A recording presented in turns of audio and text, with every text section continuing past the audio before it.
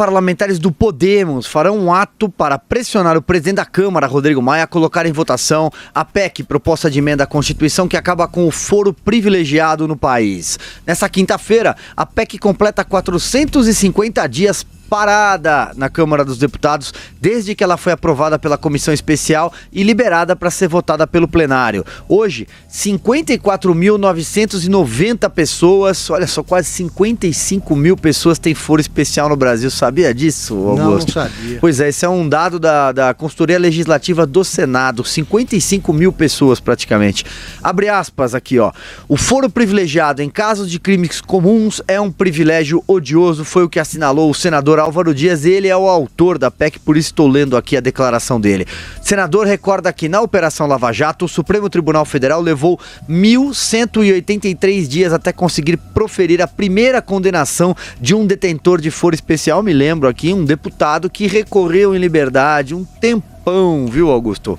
Olha só, o foro privilegiado é impressionante como fazer uma introdução. É impressionante como o Brasil deforma instrumentos legais surgidos para auxiliar a democracia, para tornar a liberdade, para que seja respeitado o nosso valor maior, que é a liberdade. O foro privilegiado deveria existir e foi criado para o seguinte: ninguém antes que algum figurão, né, antes que alguém na linha do sabe com quem está falando, influencie a ação de juízes do interior que podem prejudicar determinada pessoa por questões políticas. Esse é basicamente o objetivo do foro privilegiado de imunidades parlamentares, que é proteger o direito de livre expressão, liberdade de pensamento, liberdade de expressão, impedir perseguições políticas e tal. Resultado: o Brasil conseguiu transformar um instrumento que surgiu com esses objetivos nobres numa gazua, né, que arromba a porta de cadeia para soltar ladrões, ou numa moto, como é que é aquela escavadeira que fecha o portão da cadeia para que não entre culpado. É um absurdo isso aí. Eu estou besta com esses números, porque eu pergunto aqui ao nosso Zé Maria, que sabe tudo e tudo vê. Eu quero saber o seguinte: além dos deputados, quem são os caras que têm direito a foro privilegiado, que no Brasil é sinônimo de absolvição, de impunidade, porque o tribunal encarregado de proteger os possíveis perseguidos por crimes de pensamento, que não existem, esse tribunal é o tribunal que solta tudo quanto é culpado, né? Não há crimes, né, na Praça dos Três Poderes ali, nessa área abrangida pelo Supremo Tribunal Federal. Quem são os caras que têm esse direito, esses privilégios, né?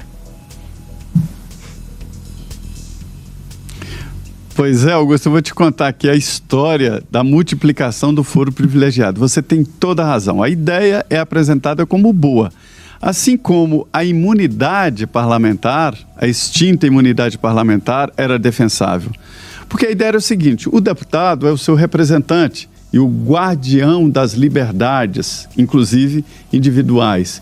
Ele teria a possibilidade de falar o que quiser, ou seja, a imunidade de pensamentos e palavras, teria a liberdade para entrar num presídio, visitar a qualquer hora um preso, e teria a imunidade parlamentar para evitar que, diante desse trabalho pesado em defesa das liberdades, ele pudesse ser punido ou processado.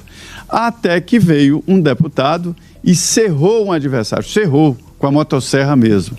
Aí a Câmara dos Deputados entendeu que tinha que mudar esta tal imunidade. Antigamente existia a imunidade parlamentar, não se podia processar. Aí criaram a possibilidade de autorizar o Supremo a processar um parlamentar. Nesse caso aí do homem da motosserra, o Talvani, ele foi cassado para que a Câmara não autorizasse o Supremo a processá-lo. Ele foi cassado. Aí depois a imunidade mudou, hoje a imunidade é só para voto e palavra. Da mesma forma, esse foro privilegiado foi inventado pelo Congresso Nacional para proteger o cidadão. Então, a imunidade parlamentar e o foro privilegiado, o argumento é de proteger o cidadão. Aí os deputados roubam esse preceito e levam para a pessoa dele essa proteção. Aí eles cometem crimes diante da imunidade e agora do foro privilegiado. E aí tá, vamos lá. O deputado e o senador têm foro privilegiado, todos, né? Além deles, os juízes têm, os integrantes, os promotores, os procuradores também têm, os ministros também têm. E aí, olhando de longe, essa farra por aqui, aí as assembleias decidiram, não, nós vamos criar aqui no Estado um lance desse também. E aí criaram. O governador tem foro privilegiado, o presidente da Assembleia tem, os deputados têm, né? E também toda a justiça, o secretário tem. E aí os municípios falaram, se lá em Brasília eles criaram esse tal desse foro privilegiado, no Estado também, nós vamos criar aqui também. E alguns municípios criaram, foram privilegiados para vereadores, para secretários.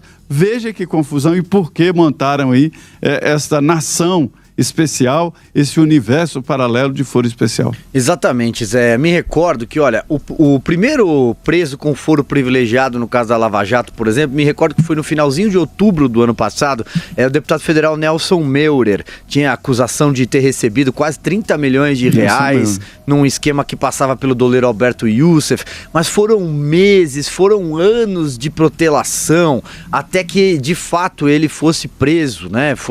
Viesse a se tornar essa célebre figura do primeiro detento com foro privilegiado da Lava Jato. Foro privilegiado para defender uma cambada de deputado picareta, afinal de contas, basta somar o número de parlamentares enrolados até o pescoço com denúncias da Lava Jato, sejam eles deputados ou senadores.